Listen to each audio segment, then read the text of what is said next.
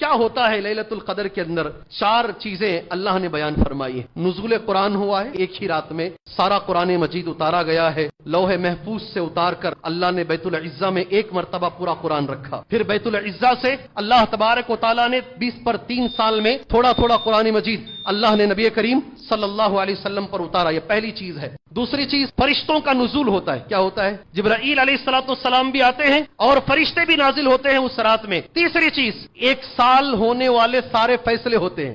1 سال میں کیا کیا ہونے والا ہے، کون مرنے والا ہے، کون جینے والا ہے، کون بیمار پڑنے والا ہے، کون کمانے والا ہے، کیا مسلمانوں کے ساتھ ہوگا، کیا مسلمانوں کو عزت ملے گی یا نہیں ملے گی، غور سے سننا، شکایتیں رب سے کرنا، بندوں سے نہیں۔ یہ شکایت کرنے کا ٹائم ہے، دعا مانگنے کا ٹائم ہے۔